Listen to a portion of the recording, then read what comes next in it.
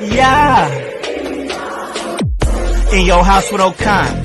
Hey, O'Con in your house. Hollywood in your house. Hypocrisy's head in the clouds. Curating all kind of loud. Wrestling in front of the crowds.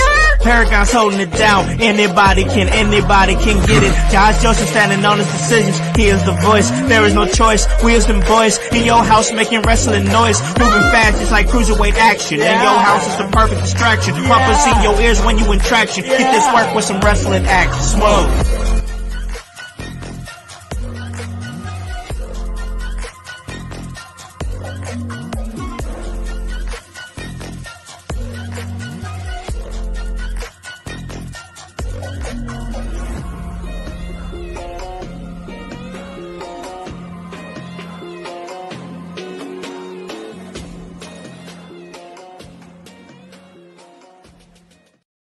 What is up, guys? What is cracking? It is the Con Man, and I am in your house. And you guys already know the vibe. Anytime we slide on through, we're here to give you that work when it comes to this professional wrestling business. And we do it so well because, guys, we give you that work pretty much every single day of the week. And it is a vibe. And once again, guys, you know what day it is.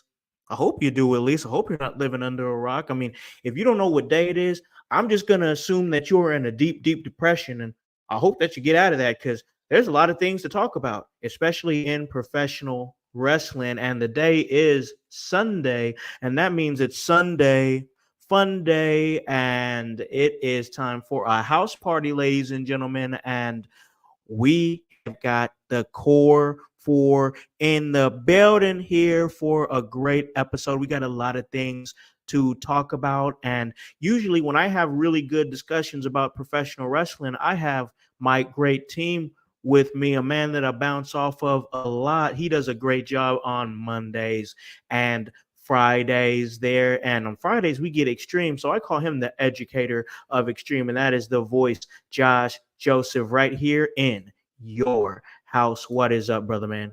How goes it, house? How goes it, household? Grun's friends, my friends, everybody who's Hypocrisy's friends. If you can be his friends, I'm his friend. I love him. I think Jones is great. It's another Sunday. The Bears are winning by, it appears 25. So it's a good day. That's a foreign to you, bro. You having a good Sunday. I am. They've had like 3 turnovers, or they've taken away three balls from this offense from Trevor Lawrence. Oh, they in there. Yeah, they just can't tackle. I would think, if I was a defensive player, I would learn how to tackle. But, yeah, that's probably takeaways right? are good too. Takeaways are good. Oh, man. So we talk about my man here. That's the voice, Josh Joseph. He is watching his Bears, and a man who also is a big-time football fan, but over there in Philadelphia, he does a great job over there. And when he's talking SmackDown, he's our SmackDown correspondent. He's in his room doing his thing. That is the Grunmeister back at In Your House. What is up, man? What is up? I'm looking forward to the Eagles coming off a bye week. Hopefully, for the love of God, this team can be pulled together. It is hurting being a Philadelphia fan right now because Phillies they out. Phillies are out. Flyers. Oh, they are. Phillies are out. Yeah. Flyers so far good start, but they have a long season to go. Eagles are 2-1, I believe, right now, and we would 1-2. I don't even know because I can't. They're not playing like the team that we were expecting them to play as. Man, there was definitely a lot of hype around you guys coming into the season. I mean, so much, but it's still, once again, it's still early on in the season here. A lot of football left to play, man. And man, speaking of play, we were starting to show off here. I'm supposed to have and bring on my producer, and I'm about to bring him on right now and see what he's doing. That's, of course, Hypocrisy Jones. But look at this guy over here. What the fuck are you doing? What are you doing? You're supposed to be producing the show. Oh, where is it podcast time? You're supposed to. What the fuck's going on, bro? My bad. You're supposed to be producing the show. What are you doing? Bro, I got really into this game. What game? We're supposed to be doing the damn show. Bro, I know, We but literally like talked for like 30 minutes about the show, and then you turn on a fucking video game. I know, but it's addicting and it's good, and I Oh. gotta beat this dude, right? And I gotta beat this dude. Oh, And hold on, wait, if I'm being slow real, down, wrestling has been kind of weak here this week. Listen, This slow week, down. Listen, I'm gonna be able to talk about wrestling, but I want to. What you over there playing? oh, I'm playing this game called Black Myth Wukong. You guys want to see? Yeah. Yeah, sure, why not? Whoa. Yo, what the? What's? Hold on. I know we're supposed to be talking about wrestling, but what's that? What's that? Okay, so What Black you Myth doing?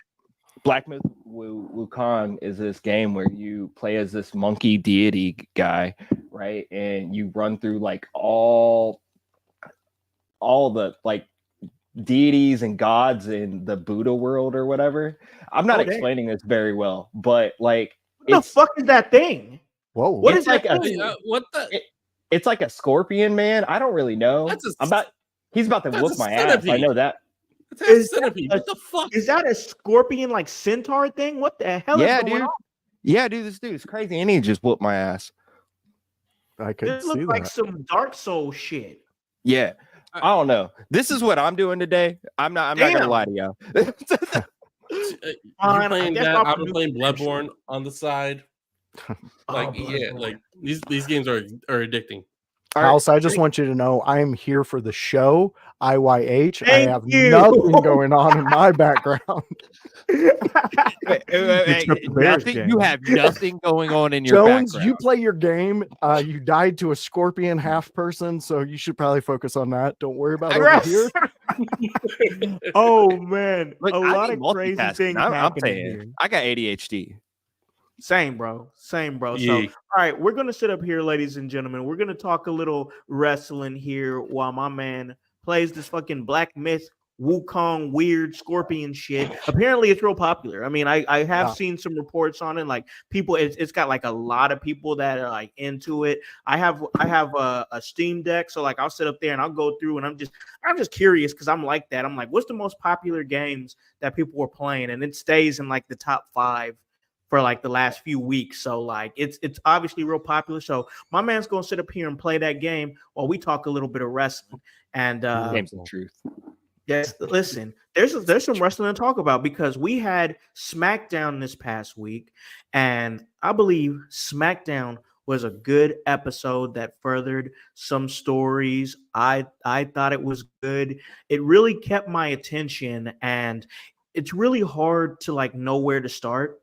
But one thing that I'm sitting over here thinking about as I'm watching my man Hype over here try to prepare himself and get his gear together for the inevitable ass whipping that he's about to take. Oh, it's about to happen. From the Scorpion Centaur. Scorpion That's a Centaur. lie. What the fuck is a Scorpion Centaur? Bro, I don't even fucking Something know, from bro. hell. But If but you go to Philadelphia and you leave the bars late at night, you could probably find a couple. Oh, that makes sense. I He's heard in they Philly, got bro. horse women. Yeah. He's in I'll Philly, hit bro. Philly all day. Or Rabbit Philadelphia, born and raised. Oh man, but let's talk about the ass whooping that's been administered by one Kevin Owens. So I want to back up a little bit here because man, Bad Blood. I know you guys talked about it and you guys raved about it. I raved about it on my solo episode, and I thought it was a really good show. But one thing that stood out, of course, was what happened at the end of the show where the cameras did not catch this except for somebody out in the crowd, which once again I've said that I believe was a plant by the WWE to go in there just dressed in like, you know, fan clothes, just fit in and blend in with the fans and whatnot, and make sure you capture this video of what Kevin Owens is about to do, because Kevin Owens was having a conversation with Cody Rhodes, then ended up whooping his ass, and then we fast forward here to SmackDown, and we're about to have a match between NXT's last legend, Dakar Jackson, and they're about to face up against who I call, of course, with a big.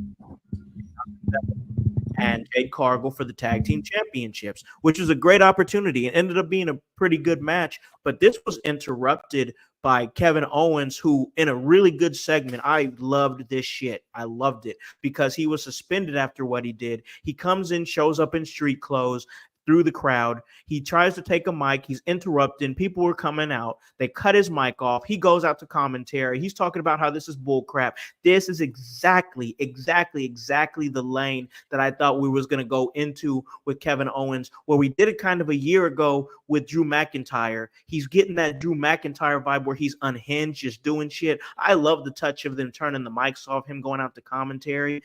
It was a very raw and real feel. And of course, we all know what happened later on is, Randy Orton got himself involved, accidentally back elbowed Kevin Owens. And Kevin Owens looked like somebody kicked his dog after he took that elbow. Like, he looked betrayed. Like, it was crazy as hell. But then he ended up whooping Randy's ass later that night in a surprise segment. And we're going to back up and talk about what that segment was before, because we have to talk about a tag team that is strongly potentially debuting. But we cut the cameras here to everything that Kevin Owens is doing. He's whooping Randy Orton's ass. I love what they're doing with taking one situation and then transitioning to another one just in the same shot. It's really good shit. But man, I know I just sat there and talked a lot because I really been wanting to unpack this whole Kevin Owens situation. I love the vibe that his character is in.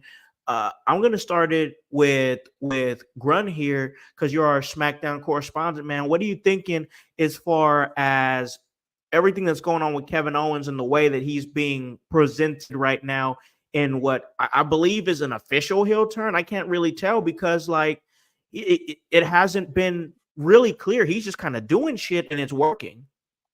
So it's an interesting situation because WWE did plan that out.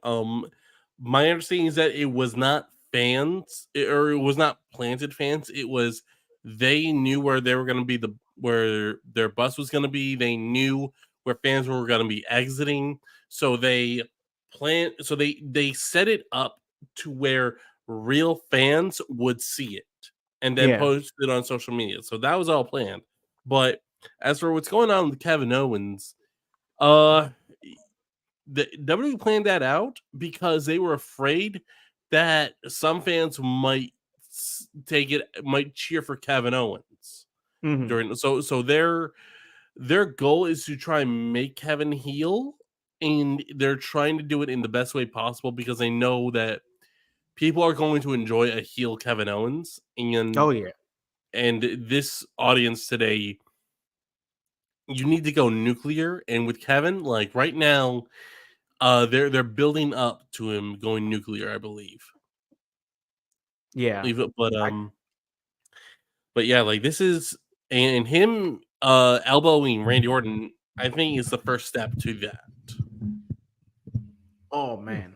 So like, I believe that you're right in terms of you saying like he has to go nuclear or he's leading to go nuclear. I definitely see that coming. It's been a burn, but like, I feel like he has, even though he's doing things like just beating up Cody Rhodes and then assaulting Randy Orton, I feel like there's something bigger that's going to solidify, like, hey, I am that bastard that you guys know me to be. He's doing these things. I feel like there's one act. He's like one big act away from everybody being like, you know what? Fuck this guy.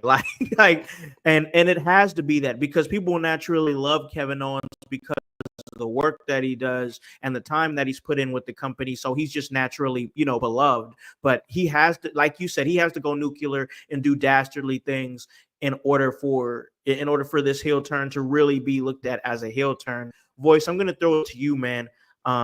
Everything that you're seeing, the lane that we're seeing Kevin Owens going right now, what are your thoughts? Oh, I love it. I'm glad that they waited to pull the trigger on this side of Kevin Owens too, because we were all clamoring for it. We all wanted it when he was facing Cody. We wanted that dastardly, but they didn't give it to us. They edged us on the Kevin Owens going nuclear, and I'm actually grateful that they did, because I like it more. I like it more because now look at the landscape we have. What what dastardly thing can KO do to get the fans turned against him? Well, there's a young man named Jey Uso who is really just grabbing the fans. And Oh, yeah. there's a little history between those two. I would say you have him pull a Stone Cold Steve Austin and just come out and just mud stomp on Jay for a while. And that's going to get the fans. I mean, I'm talking like take him through the arena, do Yeah. whatever, throw him through a window, whatever you need to do to get that heel. Because once we get that heel Kevin Owens, everybody else around him amps up too. And we get a spectacular, I mean, look at Sami Zayn and the KO shit. Just those Yeah. two going back and forth. That's why we love Sami Zayn, because of his, I mean, it's always going back to him and Kevin Owens. That's when a lot of fans go. That's when I really respected Sami Zayn. So therefore, that's where I see it going. I love what they're doing. And a personal, my own thing, comment towards all this. I seen Vince Russo out there talking about, oh, this is lame. Why would WWE do this? The whole backstage fight that happened between Kevin Owens and Cody. Vince Russo, shut up. That's why you're sitting like me. You're at my level now. Wipe all that shit away, because all that shit's gone. What you did in WCW, what you did in WWE, the Crash TV, all that's gone, because secret time. Nobody's calling you to produce anything. So enjoy the product that's being put out there and shut up, because you're like a festering little infected cut that is just not going to heal. No matter what you put on it, it's not healing. So surgery is required. Maybe your feeds are cut. Maybe something happens like that, because you're getting under my skin, Russo. This was an excellent thing set up by the WWE. I'm so happy they did this Gonzo style thing to set this off, because that's exactly what we needed. Because the younger fans out there, they believe it. They believe all of it. And that's what we want, because remember when we believed the Undertaker was actually a dead man and he actually wanted to kill people? Like, those were exciting times. So get us back to that. I love what you're doing, Trips. Russo, put a sock in it. So we talked a little bit about Russo, I believe, in our group chat. Yeah. And here's the thing, bro. A couple of things with him. And you know, how you feel is how you feel, and you're entitled to feel that way. Most definitely. The thing with Russo is this. It's a couple things. I think he is stuck in his time. I think this is very much a man that still has a VCR and pulls out his favorite shows, probably watches Seinfeld and shit like that on VHS, and just watches reruns of Seinfeld. Not saying anything's wrong with Seinfeld, but I'm just saying he's stuck in that time. He doesn't watch new shit. All he does is watch the shit that he likes and that he's always liked. So that's one thing. He's stuck in his time.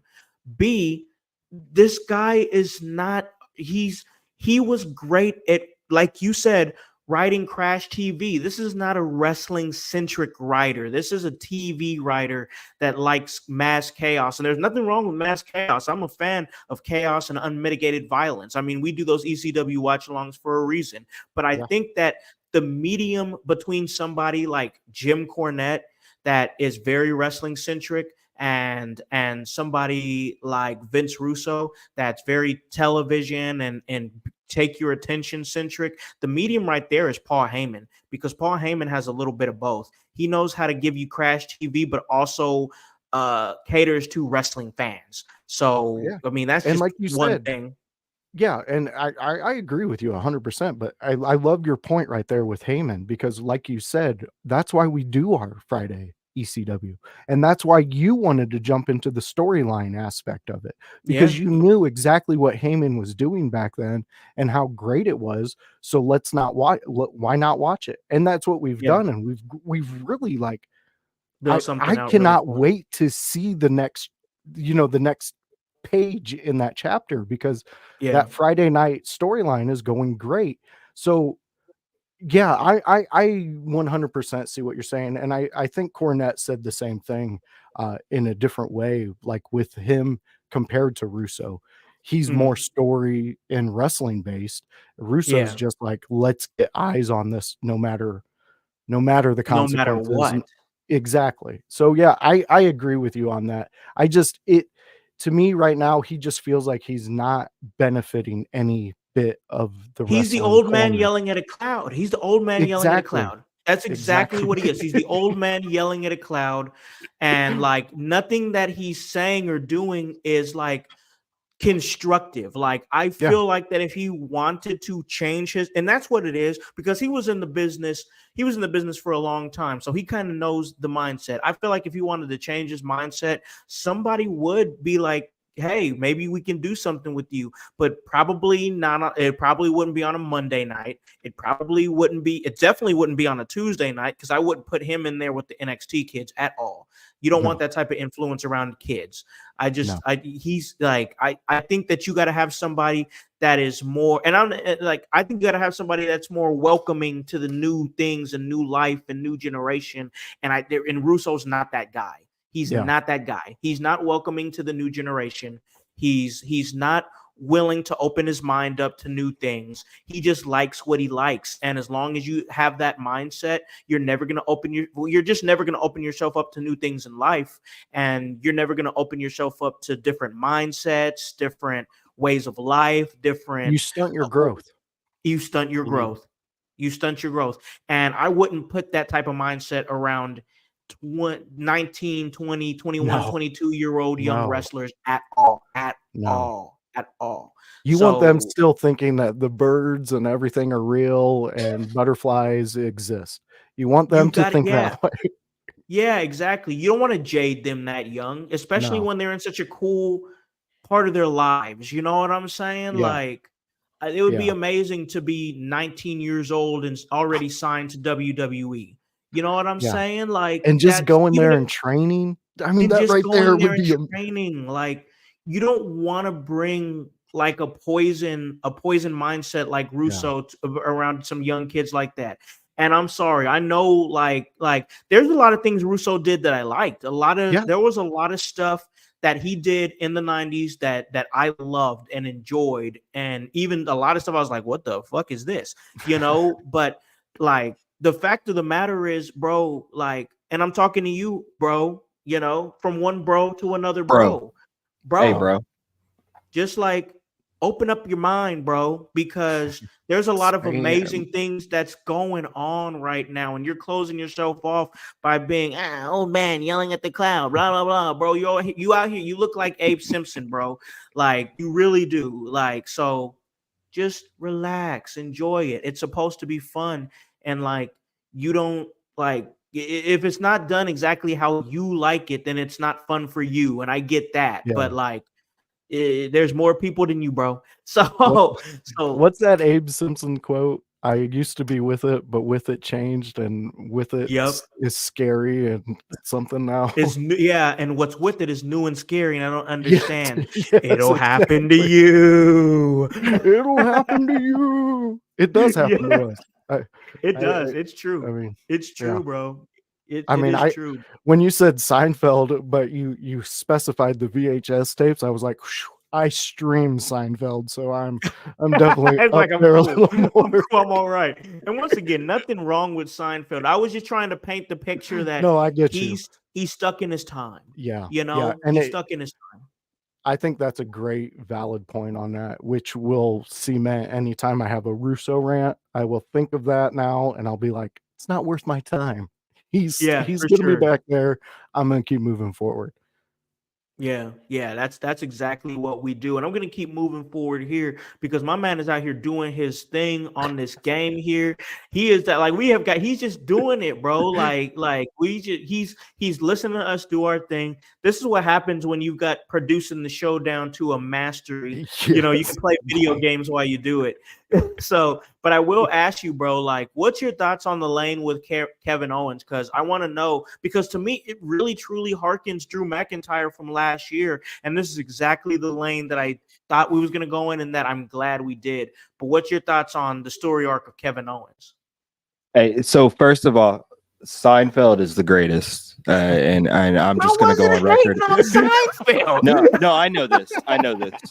Seinfeld is the greatest, though. I would watch that constantly, and I do. Secondly, Kevin Owens is not a heel. I don't know why you guys Here he like go again. I really don't Here know he like go. why you guys like always do this just because somebody beats up your favorite wrestler. It's all, oh, he's a bad guy now. That doesn't mean anything, bro. He beat him up because Cody betrayed him. Cody spent the last 2 fucking years saying the bloodline is bad. The bloodline is bad. We gotta eradicate the bloodline. We gotta take this poison out. And you know who bought into that tenfold? Kevin Owens. You know why he was bought into that? Because he was on that train. He was getting his ass whooped by the bloodline for years. he was conducting that message forever. So you're just gonna be like, oh shit, son, Roman needs help. Let me help him because I care about him now. And fuck my friends, whatever. Fuck Kevin's feelings. What? No, I beat Cody Rhodes' ass too. I don't really care. And if Randy got something to say, he can get some too. I can praise like Kevin Owens right now for everything that he's doing because I think it's the right thing, bro. Like it was, first off, it was bullshit that Cody even teamed with Roman anyways. Team with him. He went to a stadium just to be like, can I trust you? No, you can't trust him. You can't. You know this. We know this. And which is kind of bad because, you know, the most trustworthy person in the WWE, period, is Roman Reigns because he never lies. But you still can't trust him. He came back to help.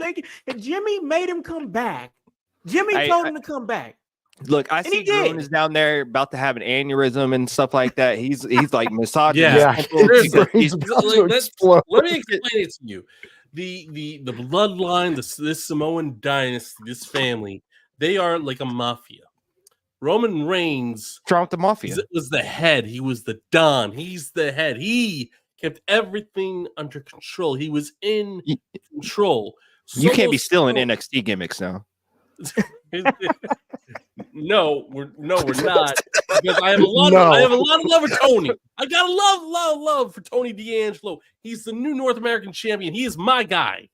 Tony D. I love Tony D. Yeah. Shout out Oba for me. Shout out. But Solo Sikoa is coming in. He took the head of the table. He did not earn it. He was not given it. He was not granted. And in Samoan culture, you need to earn the acknowledgement of the entire family. Solo has not done that. Now, hey, Jimmy, can I ask you a question real quick? Yeah. All right. Let's say you run a business or you work for a business, right? And you're like the right-hand guy. You handle everything that the owner needs you to handle. Like you're always there. You're always available. You're learning the ins and outs of the business. And then one day the owner just leaves. He was back in the lab. One day the owner just leaves, right? But the business still has to be ran. That's all Solo Sikoa did, and everybody got butthurt about it because he was trying to run the family. He was trying to do what he was supposed to do because everybody went on a vacation thinking, "Oh, I've done my job here." What was he supposed to do? Let the wise man lead, because the wise man, Solo may have handled a lot of the issues that Roman had, but the wise man, Paul Heyman, should have been the rightful one to take the place until the return of the tribal chief. He's not Samoan. He's not Samoan. Now I get that he's a minority because he's Jewish, but that's a different thing. So here's the thing. All we right, just can't be letting people just take over stuff just because their age takes over stuff. I mean, no harm. I get that he was there, but he's not the rightful heir to the throne, my guy. I mean, I don't know if you watch Game of Thrones or anything like that, bro, but like that's not how things work. You don't give it to the hand or to the concierge. So I'm not sure if he meant like not giving No, it to him no, not specifically, giving but him. like Just he's the high advisor. Like he's the one who has the knowledge that he's taken from the generations of Solo's family that probably Solo hasn't even ever met. And Paul knows them and knew them and ran with them and understands the hierarchy of the Samoan dynasty. So the only role that Heyman would play to Solo is to keep everything in hand and keep everything intact until Roman came back, which in turn would put Solo in that spot to be like, hey, you held it down while I was away. You're definitely, looking to be next up, which right now I think that Jay has been quietly building his case. I really do. He's been out on his own. I can see that. Nobody having his back, nobody in his family. He can survive on his own and he's thriving. He's building his case. But here's the thing with Solo, though. This has been planned for a while. When did the Tungans debut? Was it a week after WrestleMania?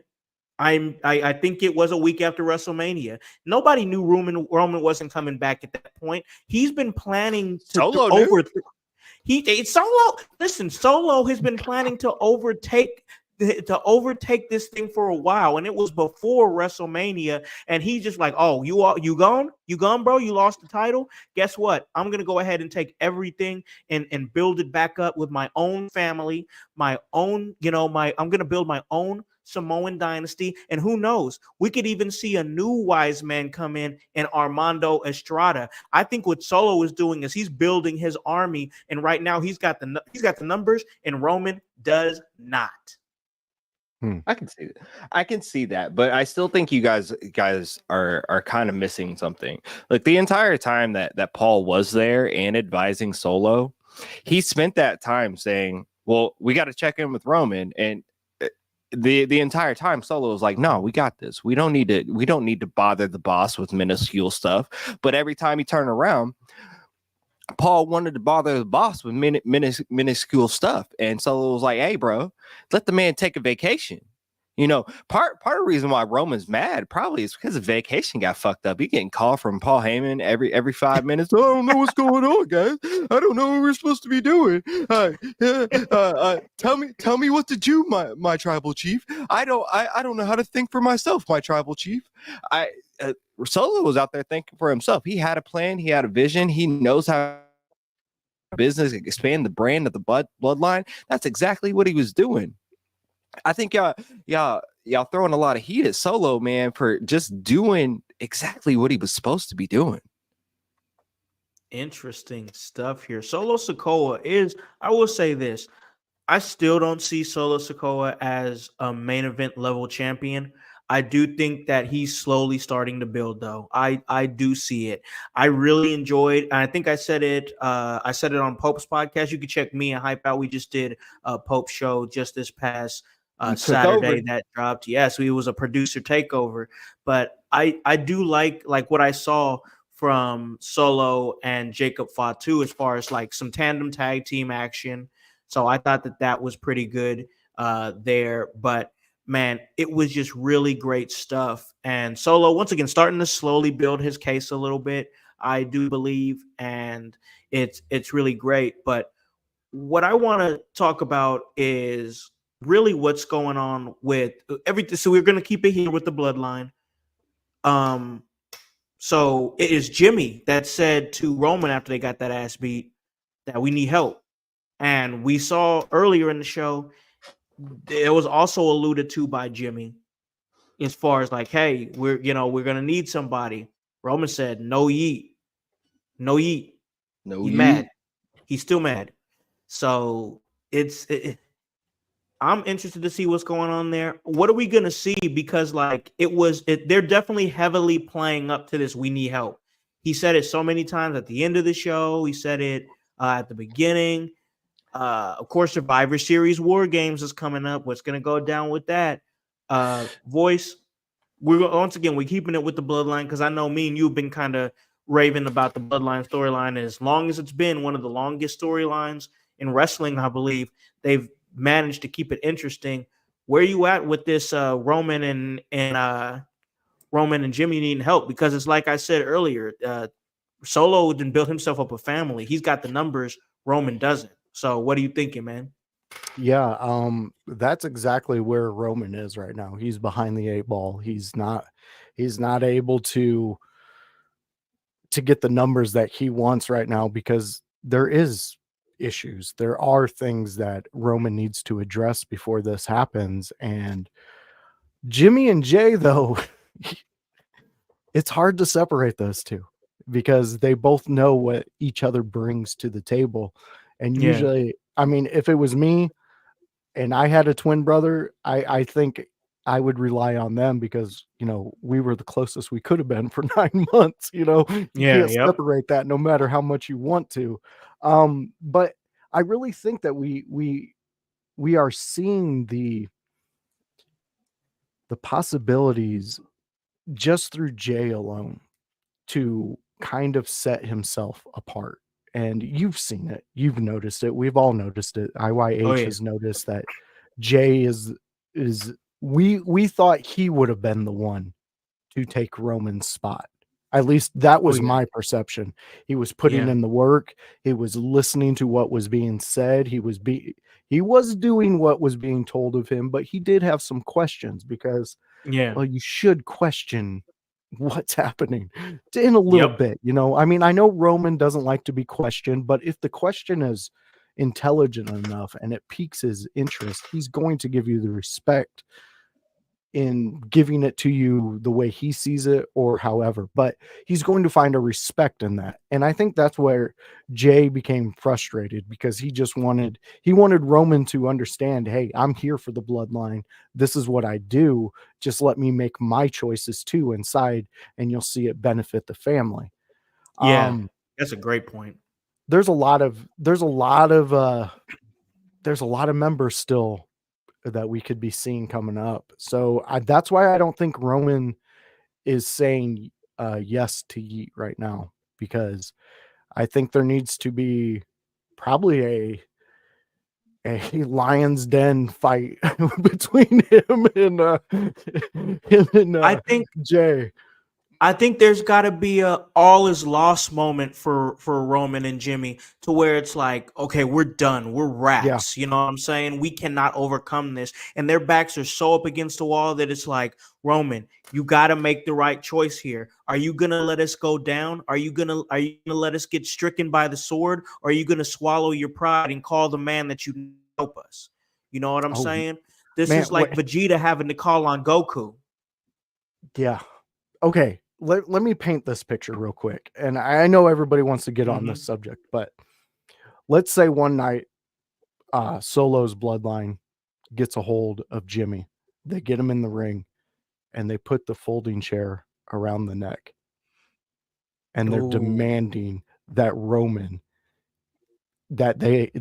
acknowledges Solo, demanding it. Jacob is getting ready to stomp on this chair. Jay comes Okay. flying out from the back and he comes in there and runs Howse, takes out everybody, saves his brother. Yep. Those two are, on the mat looking at each other. Jimmy's thanking Jay, and then they look over at Roman. And like there has to be that type of connection, that human emotion in it for this to gel with everybody in the saga that we're dealing with. Bro, can you that's a great story. Could you imagine the pop if Roman hugged Jay like he did Jimmy? Yeah. The pop would freaking blow the roof off of that place, because that would mean everything that they've went through. Jay coming, Jay doing everything that he did, basically being exiled from the family under so much pressure that he had to quit SmackDown and go to Raw and be on his own. It's just him, Howse, and he did it. It was just him, and he's been thriving, killing it, eating, like, and really cementing himself as a solo star. But like, if he were able to get that, pun intended, acknowledgement from Roman, like you said, because he never really did anything like except for question things, and Roman did not want him to question, his superiority or anything like that. And a lot of that was because of the whispers of Sami Zayn. Sami Zayn was like, Yeah. listen, bro, this isn't right. Like, and that's the character that Sami Zayn truly plays, is like, he's definitely that voice of reason type of character that's going to come in and just plant that seed and like, hey, you're doing all these dastardly things, but it's not right. In your heart of hearts, this isn't right. And that's when his conscience, him being Jey Uso, took over him. And he was like, I'm done with this. And look from the seed sprouted a flower and blossomed into the Intercontinental Champion that is main event Jey Uso. And that's exactly what we saw. But getting that acknowledgement from Roman would just be big. And now you've built out the bloodline so strong that this isn't just Roman Reigns and his tag team cousin henchman. These are solo stars that come together into a faction that can really help build out a story. And man, I just love what I'm seeing and what could potentially be done, because the story that you put out there was really good, bro. Yeah, I just think that there needs to be some type of like ultimate human connection with this for it to all just flow. And for one brother to be in dire need of help and another brother to save him, and then you got the cousin acknowledging him. I'm like, come on, man. It's money. It prints money, bro. Yeah. That whole situation prints money. Grun, what you think, man? My man just over here painted a really good picture here. But what's your thoughts on everything going on? We expanded more with Jimmy, and is Jay going to get into the mix? What's happening there? Go ahead and give us your thoughts on it. Expand a little bit on it. Well, I got two ideas running through my head, and it revolves around war games.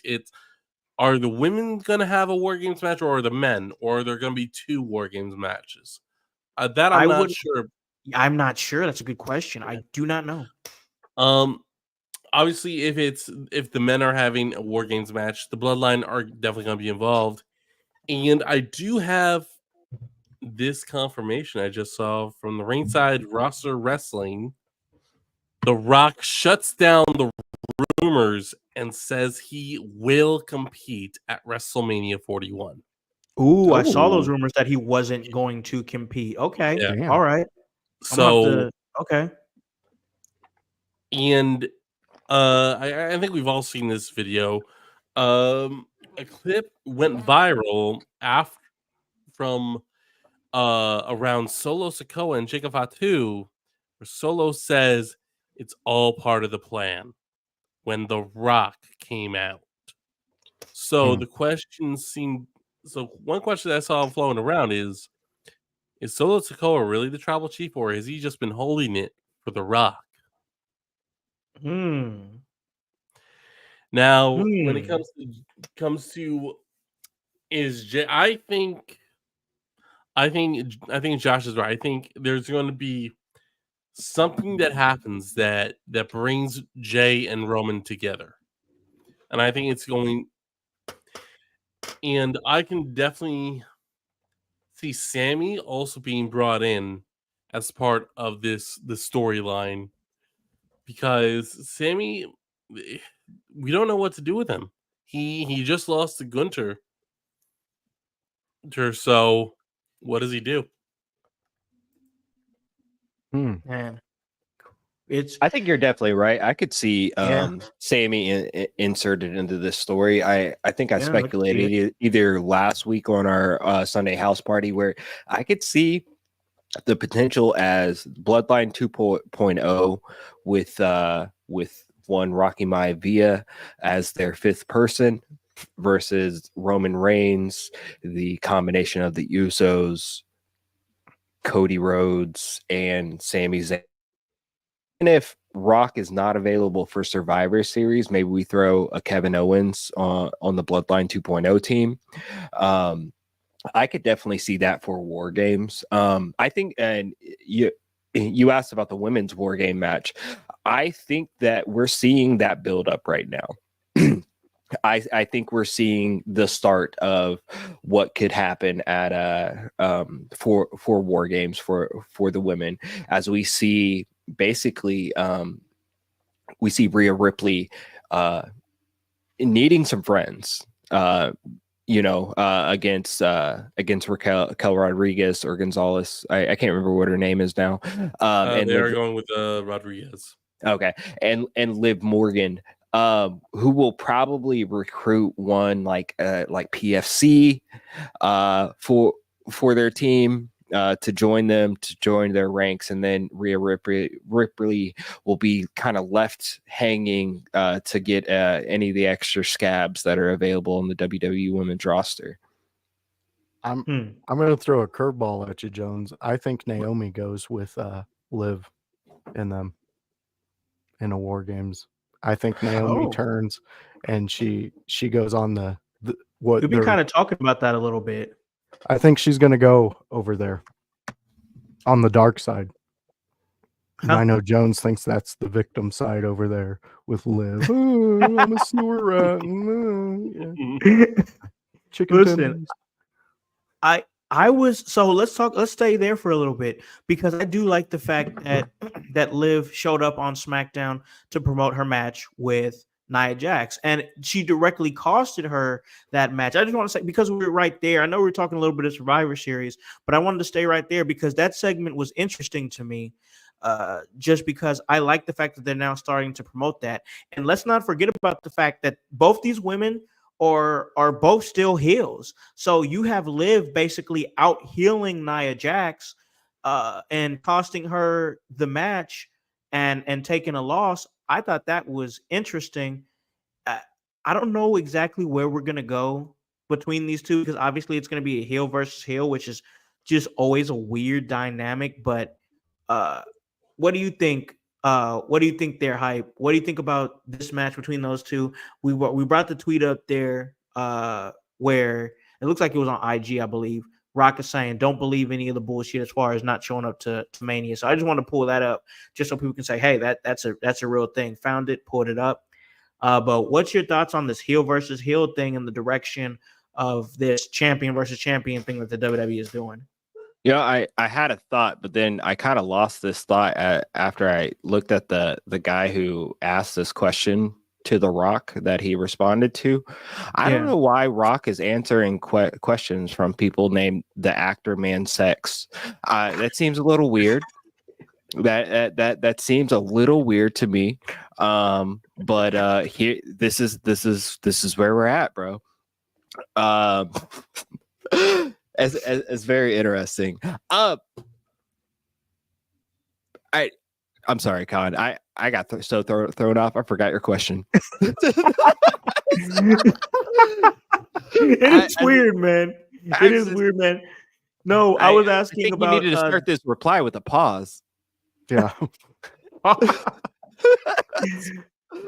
It's so we were talking the heel versus heel dynamic with Liv Morgan and Nia Jax, both of them being the top champions on their respective brands. So they will be going up against each other at Crown Jewel for this championship. That if you guys have been listening to the last few episodes, I've been real.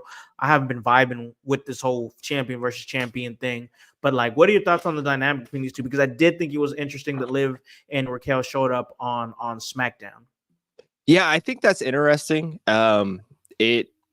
They really are showing Liv's might and the fight that she has in her. She's willing to go up against anybody, seemingly. Yeah. She's not too worried. But here is, I mean, we still have, I like this dynamic. I like what we may see from it, but we still have, you guys know what time it is, right? Like, because it's been time. Like, it's still Tiffy time, bro. All day, every day. And she is still a variable out there that could change the dynamic of whatever is to come, whether it's Crown Jewel, Survivor Series, or what have you. I do like the idea of Liv versus Nia. I think that's going to be very interesting. And I think that there's a lot of different things that they can tell in that story. But I think there's probably going to be some switch it up that I really do. And since we're talking about champion versus champion, I was kind of surprised. I thought we were going to pull the trigger on Sammy versus or on Sammy going over on Gunther on Monday night. I mean, I knew that was like kind of out there, but I thought that was the way we were going to go to kind of tie in Cody and Sammy with the bloodline and everything else that they have going on. So I think that I don't know. There's so many factors right now, and the best part about WWE right now, as opposed to maybe like 5-10 years ago, is that it's literally unpredictable. Yeah. Yeah, there's a lot of I don't it's and that's a great thing. That's good that we don't know what's going to happen from week to week. Like I think that if the story makes sense, like sometimes predictability does make sense because it just makes sense with what you like. Why would you swerve us on something that so obviously should be happening? You know, and there's been a lot of cases like that where people knew what was coming and they were still happy about it. You know what I'm saying? There's always going to be those people out there that's like, oh, that was too obvious, blah, blah, blah. All right, it was supposed to be obvious, dummy. You sometimes you just obviously give the fans what they want, and that's what you're supposed to do. Like when things get swerved around on something, sometimes it works. It really does. But sometimes you just gotta boom, boom, boom, go with the formula. To sit up there and just try to swerve people just for the sake of swerving them is not good direction. It's no direction at all. It's just basically like, hey, we're just doing this just because we like to fuck with you. And that's very much a Vince McMahonism. That's very much what Vince McMahon would do 10 years ago is have you think you're going one way that makes sense, and then he does some weird shit. Let's not even talk about what the fucking anonymous general manager, and then the anonymous general manager I think ended up being fucking Hornswoggle or something like that, and it was just some weird shit. But she gave birth to a hand. What? Vince McMahon doing weird shit? That's crazy. Yeah, I know, but the obvious stuff, it just works. It really does. But getting back to the matter at hand here with Liv and Nia, I do think that there's potential here that we could possibly see a cash in from Tiffany Stratton. It's a possibility because she's bound. That face turn is coming. She's not going to keep taking that abuse, you know, and she's going to wait for the opportunity to be right for her to take that title off of her, her being Nia Jax, and it's going to be Tiffy time. Absolutely. She's going to lose. I don't know, man. She's going to be the first female to lose the Money in the Bank match. There was a while where I thought that, but you take that back. I don't take that back right. No, you take that back right now. It's going to benefit her more to be that than it is going to be her to be the champion. And this is my own opinion. This is my own opinion. For sure. Absolutely. Yeah. I just think, man, if you really want, like, obviously there's going to come a time where she has to stand up to the bully. You know what I'm saying? And once she stands up to the bully, it's basically going to be like, oh, if you want some, you know, you can come and get some right now. Put that, you know, cash in your briefcase. Let's go. And I can see a situation where she's like, you know what? Tiffy gets emotional and Nia forces her into this. Is just me looking on the other side of it, because if I was booking her to lose, this is how I would do it. Tiffy gets emotional and says, and basically says, you know what? Fine. I'm going to show you what I could do right now. And she wasn't ready. And she cashes in. She wasn't ready. She cashes in, takes an annihilator from Nia Jax, takes the loss, and not only did she lose her briefcase, lose her opportunity, but now Nia Jax just throws her away like trash on the side of the road. Like there's a story there for Tiffy to build herself back up and then organically come up as a face that had to pull herself up from, you know, out of the mud from her bootstraps and pick up wins, earn her way back up to the top of the card, and then boom, she's ready. Beats Nia Jax clean 1-2-3 in that rematch whenever that comes. So I feel they're going with this because they've seen the success they had with Jay. Jey Uso. You can get that out of Tiffy. She's got the crowd behind her, just like Jey Uso had to come from the very, very bottom of the mud. Like he had to restart completely. Yeah.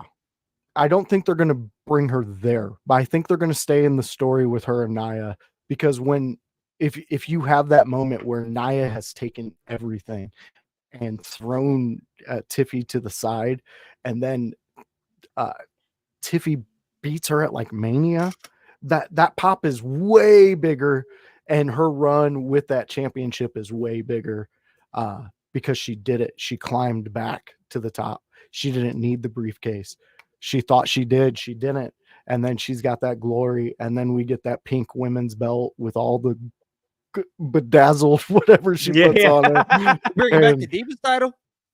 Oh no, Maybe. not the Divas title, maybe. No, I'll not take- that oh, one. We're bringing back the hold on, Divas guys. title. We're bringing back the Hold on, Divas title. I take here.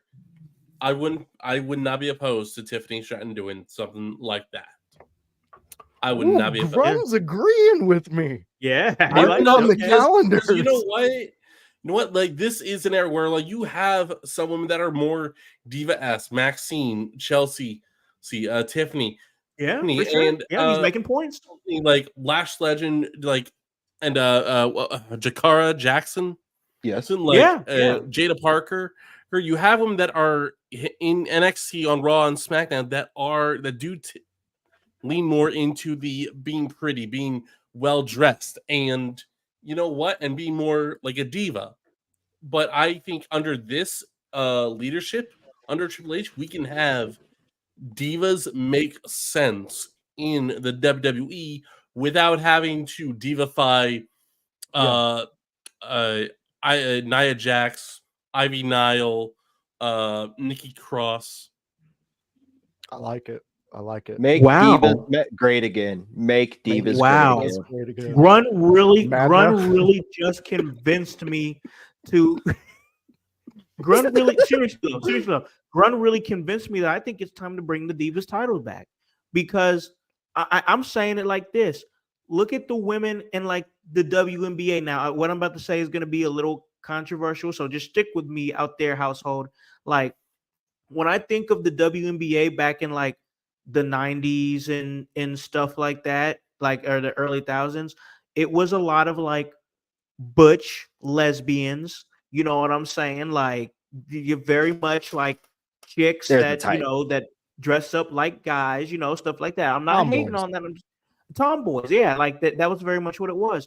Now in today's landscape of the WNBA, you see women can do both. They can be incredible competitive athletes and be stunningly beautiful at the same time. And I think that there's most definitely a place where you can that can be a thing in the WWE. Like look at look for example like Asia Wilson. Asia Wilson like is literally the best overall player by far in the WNBA. And when she takes like professional like photos where she like does her makeup and dresses real nice or has that, she looks stunning. She looks beautiful. Look at Nia Jax, for example. Nia Jax is an ass kicker in the ring, but when she looks beautiful, she looks stunning. I definitely think that there is a place for the Divas title to come back and it not just be looked at as the pretty woman title, but still be respected, but for being able to do both, being a badass competitor and being a beautiful woman at the same time. Yeah. Well, Tony G is saying no. He does not want the He title, said no. the He Divas said title no. back. Now- He's just saying no. So Now, Tony like, Gonzalez? I OG think Tony's like, no, that's a no for me, dog. nope. Like, that's like, gonna we be a don't no have to for bring me. back the Divas Championship. What we can do is have Tiffany divify the title a bit. Yeah. And And make make it the women's world championship. Yeah, make it look more pretty. Maybe make it look similar to as an homage to the original women's championship that is known for Trish Stratus and Lita. Yeah. I see where you're coming from, Tony. He said, don't go back. Hey, I'm not mad at that either. I see an argument for both sides. I'm really honestly not going to lie. I do. And here's the thing. I think one of the main reasons that I'd be okay with a Divas Championship is because, like, I'm still kind of on the fence with, like, the women's championships being the men's version of the championship with just a white strap. Like, Yeah. I get it. Like, Yeah. they're trying to make it be like, hey, this is equality. You're equal, so we have the same looking titles. But, like, I honestly like the difference in the titles. I don't think it made it more important, one more important than the other, or that seemed like the importance is just as important just because they look exactly the same with a different strap. I'm okay with something being a little bit different and different looking than the other. So that's just my thoughts on it. Yeah. Or did you have a point there, voice? I was just gonna say, to Tony's point, don't go backwards. I don't think it's going backwards. I think it's actually finding the point where the diva type wrestlers can actually work in today's era without sexualizing them and being a bunch of male Yes. perverts and things like that. That's where I think 100%. Grun is coming from. To speak to Tony Gonzalez on there, which everybody go out there and watch what Tony Gonzalez does. Him and the They're great. Love Gonzo, those guys. they do Love some great Gonzo. work out there. So go show them some love. But yeah, I think that's where we're getting at. It's more of the diva type character, like you were alluding to with the WNBA, and I think that this day and age has a place for that without making it Yeah. disgusting. Absolutely. Yeah, no, 100%. 100%, 100%, bro. Great point. Great point, man. Hey, it's Bruzy. Yeah, we got up, Bruzy in Bruzy? the chat. Oh, he said, "Hey guys, sorry I haven't been around much. Just got back from the doctors. They said I got too much adrenaline in my soul. Something, Something, Cody Rhodes. Cody Rhodes. Bruzy, we miss Oh, you, thank you, man. Bruzy, Back, for bro. sneaking the Cody Rhodes in Yes. on us. Yes. We're happy to have you back, bro. Happy to have Hell you back. yeah, Bruzy. We're really just sitting here vibing, bro. That's exactly what we are doing. We're talking a little bit of SmackDown. My man is over here playing freaking Black Myth Wukong with freaking, what is it? What it was a Scorpion Centaur. Did you get past it? Yeah, I we think ain't you gonna got talk. past We ain't gonna talk about that guy. No, went around the he's Scorpion going to Centaur. upgrade before he reaches to that. Yeah, he's guy. like, that's what sometimes you got to do that. I gotta Sometimes you gotta grind, do bro. that. I gotta put in the grind because He that Mega dude, Man is, changed the level so he could get to that dude. that dude Yes. is something else. Man, Yes, freaking Bruzy, you are Scorpion correct. Centaur, bro. Yes, man. We're just sitting over here vibing, bro, talking a little bit of SmackDown. And man, I want to stay with SmackDown here because I do want to talk about that United States Championship match. And there's a couple of things from that match. And I knew that was a big thing. That's why I put it in the chat when it was happening when I was sitting there watching SmackDown. I was like, this is Carmelo Hayes' first shot at a main roster championship. Like Yeah. it was great. Another thing, not only was it a good match, and I definitely want to talk about that. I like what was said on commentary. I think it was Cole who said Carmelo Hayes had said if he wins the United States Championship, he wants to bring back the John Cena spinner belt. I heard Fuck that. yeah. I thought that was very cool, and like I would want to see that for sure. Like I do believe in my heart of hearts that Carmelo Hayes is going to be the next in line for the United States Championship for a couple of different reasons. I think that not only is he doing his shit on the main roster and putting in great matches, and he's going to have match 7, so it's going to be game 7 between Carmelo Hayes and Andrade. That's going to be coming up. But also, I think that the winds are moving in his direction with the whisper of, oh, there's not, any representation going on, blah blah blah, with WWE. Nobody there is on PLEs. That's right. I think that wave. I think that the winds are moving in his direction because of that. But not only just that, he's also doing the work. So like everything's kind of moving in his direction as far as the work that he's doing and where people socially are at, which I just think, once again, I think is crap. But that's just a whole nother thing. But I think that those are going to put him in line to be that next United States champion. Voice, I'm going to throw it to you because you've been really touting not only Carmelo Hayes, but the series that's going on and the series that's kind of looped the United States Championship into it. What did you think about this match and where we're going with the series between Andrade and Carmelo Hayes and the current United States Championship picture? Yeah. Well, first I'm going to speak to the most important part, and that's the work that Carmelo is putting in to get this championship. Because yes, I hear exactly what you're saying with the representation and that being maybe a thing. But I mean, correct me if I'm wrong and throw hate at me if I'm wrong or I'm reaching over, but adding the spinner belt, isn't that just kind of like, I don't know, they're trying to blacken it up? I mean, to me, that's what that kind of where they were going with it. Like, it was almost like if the Carmelo, he wins it and he's like, oh, not only am I getting the belt, I'm making it the spinner belt. I'm also going to get this grill because this is what WWE thinks black men are. And I don't like that because Carmelo is Carmelo. Make it Carmelo. If you want to put the spinner on it, also put what Carmelo is about. Put that, Sure, just make sure. it so absurdly good that you just have to love it, because that's what we've seen with his work and what he's done in this He's been making series himself alone. untiable, right? Exactly. And he is a hot commodity right now. If I'm going to a store and I can buy him for his greatness and what he does to in a ring, I'm putting so much money towards him. I'm just handing over every credit card I have because Carmelo is the future of what we're going into. And the way he goes about things, look how he takes I'm drawing a blank on his name, the US title holder. LA LA Knight. Knight. LA Yeah, Knight. look how he takes LA Knight's finisher. No one takes it like that. Yeah. He takes it on the dome, like to where it pins him down like a pile driver. And to me, to go that extra mile, it's like when KO does a stunner and someone flies in the air. You know, you get your Austin Theory who just jumps 12 feet in the air after taking a stunner. That to me is, you understand wrestling, because you understand you have to, even if you're losing and you're taking a big hit, you have to make it so dramatic, so to the point where the fans are like, oh my God, is he okay? And Carmelo does that. He in a match, Carmelo hits every single emotional point you could want in a match. You like him, you may think like something he does where he slaps somebody in the face. You might dislike him at that moment, but he brings you right back to it. And it's all with his work. It's so incredible. And the fact that he's doing this, I think the United States champion needs the title needs to be around him. Andrade doesn't need it.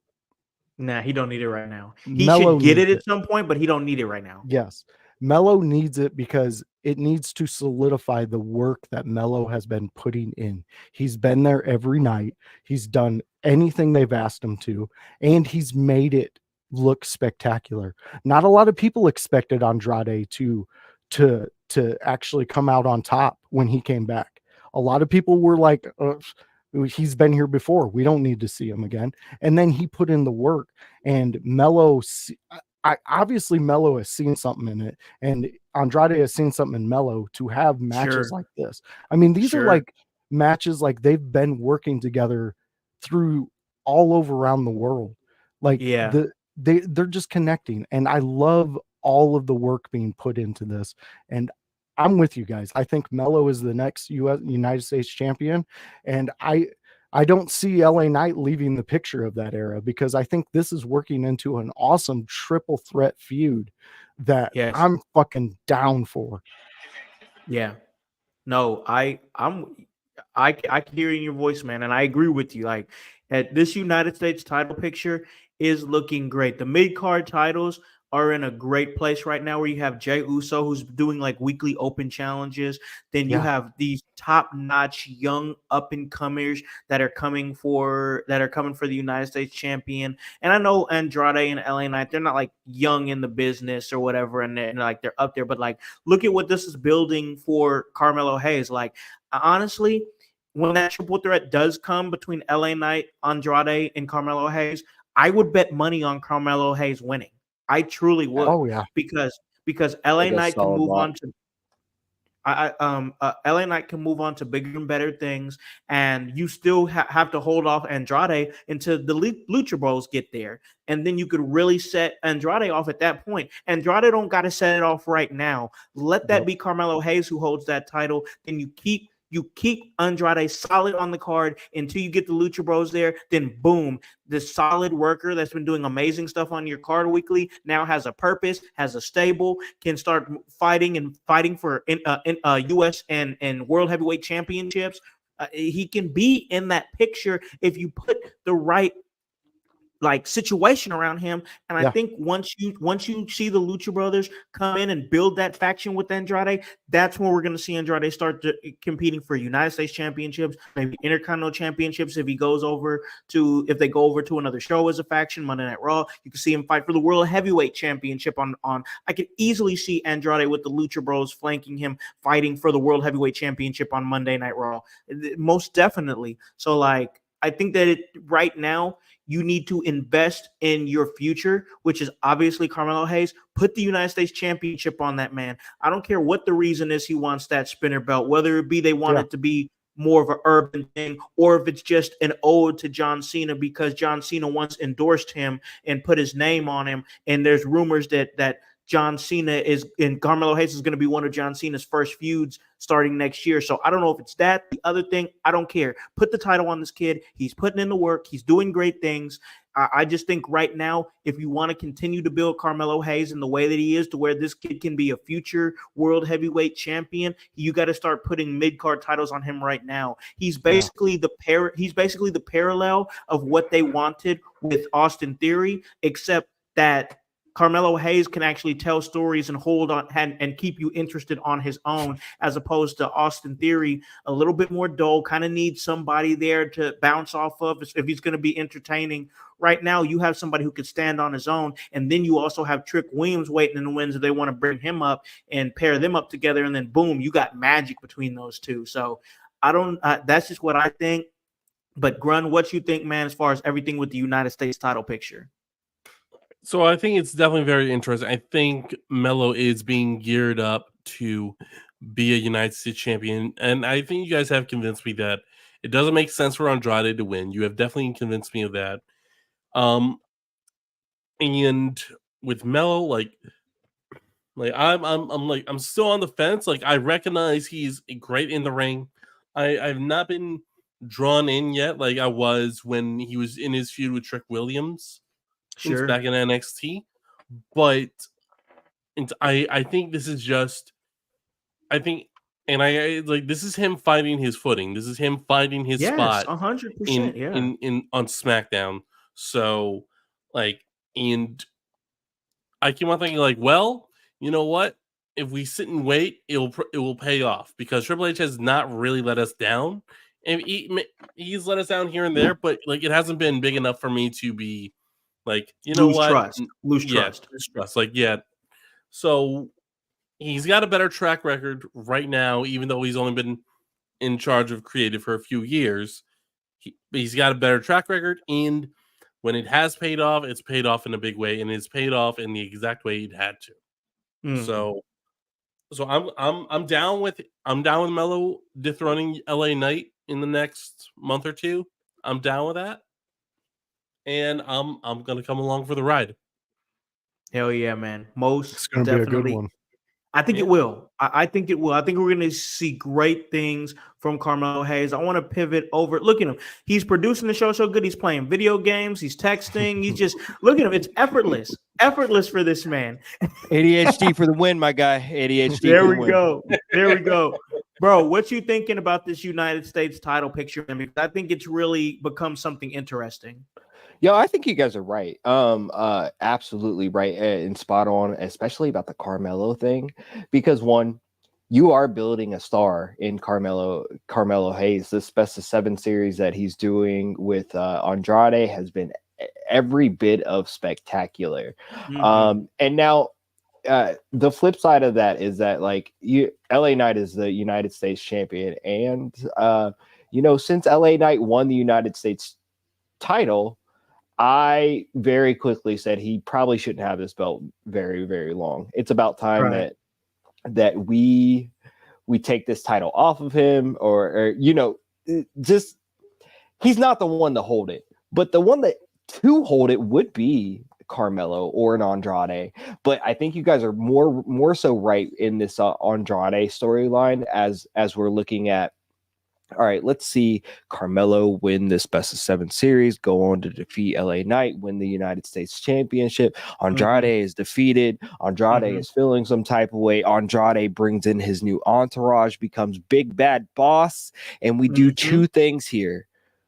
we solidify Andrade as a top heel with a top faction in WWE, and we potentially turn Carmelo Hayes into a sympathetic babyface. Twofold. We can't do that.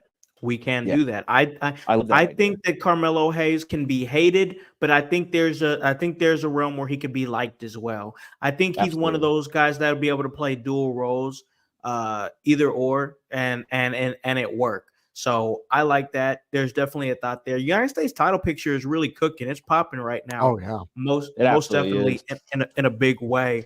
I dig it, but I want to talk about something else that's popping because we talked a little bit earlier about Kevin Owens and his assault of Randy Orton during that segment. Let's rewind that segment a little bit because before all that stuff went down, we had our general manager there, Nick Aldis. He was getting into it with a couple of the tag teams there. You know, DIY and the Street Profits were there, and just going back and forth about everything that's going on with the tag division, who's getting shots, and this and that. But there's supposed to be a new tag team for I believe it's Angel Garza and Humberto, I believe it is, and they're going to be going up against this new tag team next week. Who is this new tag team? I know we've seen some video packages, Detroit-based video packages that we saw coming soon. And this is definitely something I believe Grun has been talking about for a while now. It looks like we could possibly see the Motor City Machine Guns debut next week against that team, Humberto and Angel. What you think, man? You think they're coming, and what's going to be the vibe if they do? I'm excited to see them put a shot in this arm of the tag team division.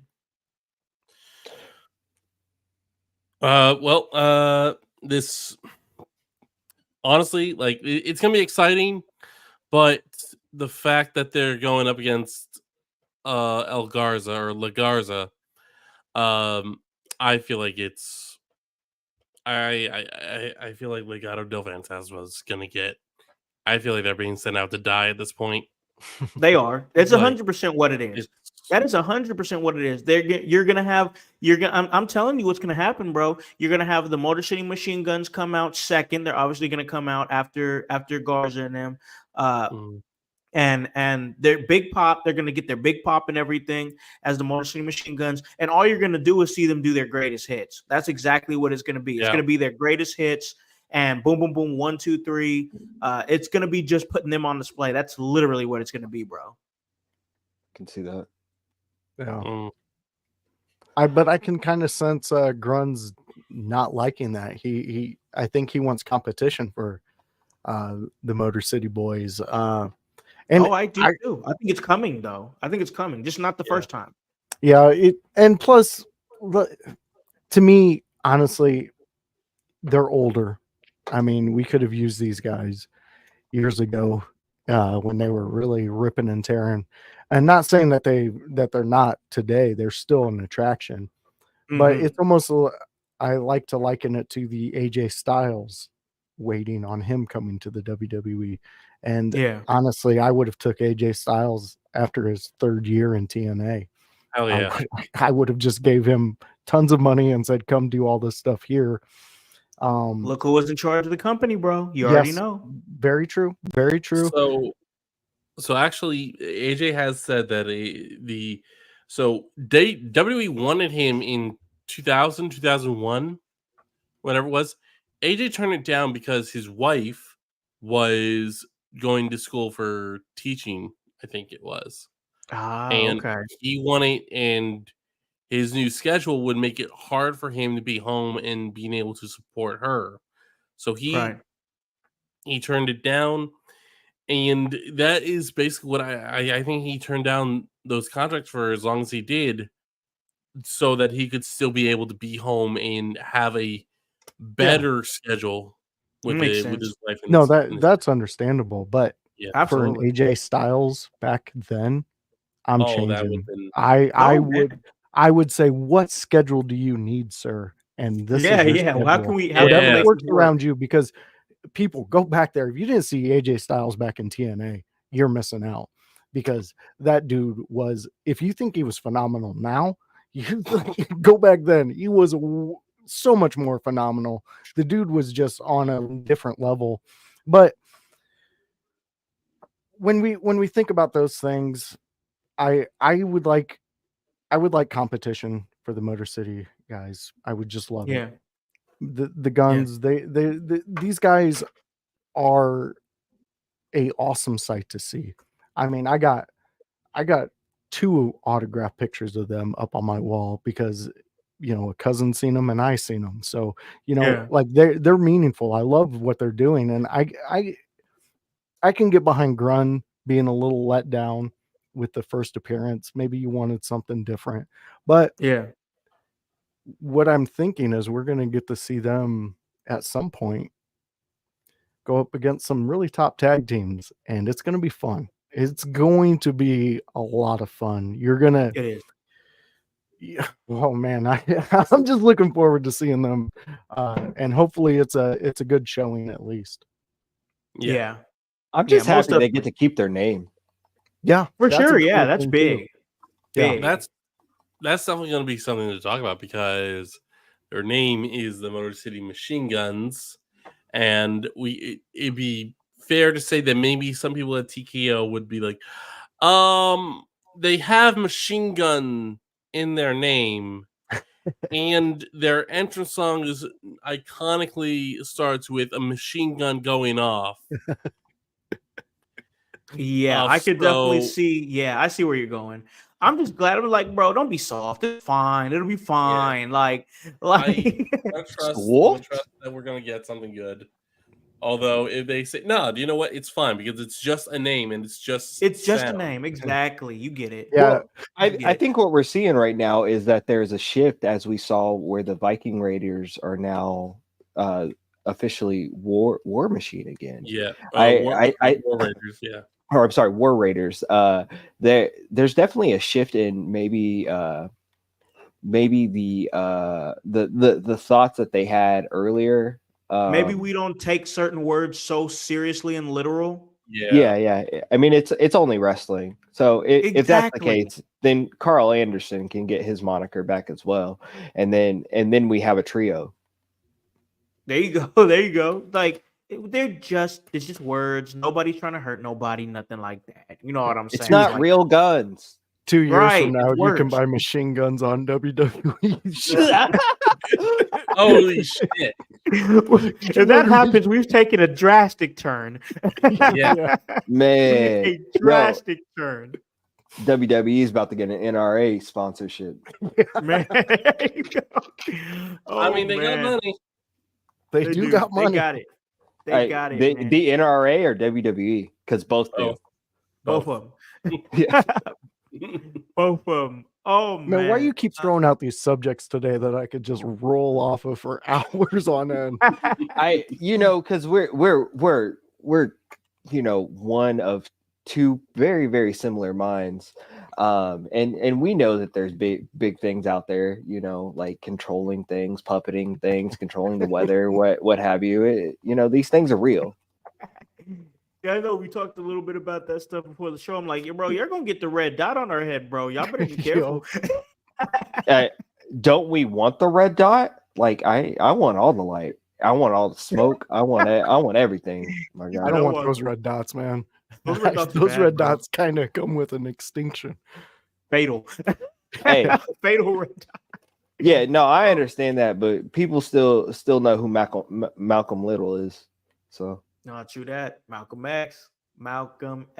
And that's just a good cue, man, because we talked a lot of things here as far as SmackDown, as far as the storylines going down. Kevin Owens, he's a compelling character.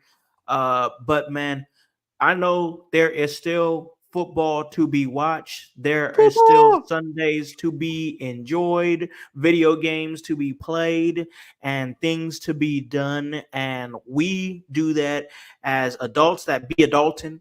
Even when I don't want to adult, I still got to adult. But you know what? I've got a lot of cool things ahead of me. Not really. I mean, we got some awesome stuff going. Of course, we're going to talk about the house party and whatnot.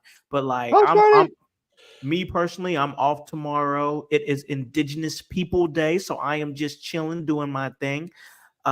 and it's gonna be great, kicking it with the family, doing some things around the house. So I'm excited, man. Sometimes it's nice for things to kind of slow down and be able to exhale and reflect and whatnot. And that's exactly what I'm going to be doing with this long weekend that I got. So it's going to be great. But I got to throw it out here to my amazing team, my amazing co-host, the core four here on the Sunday house party.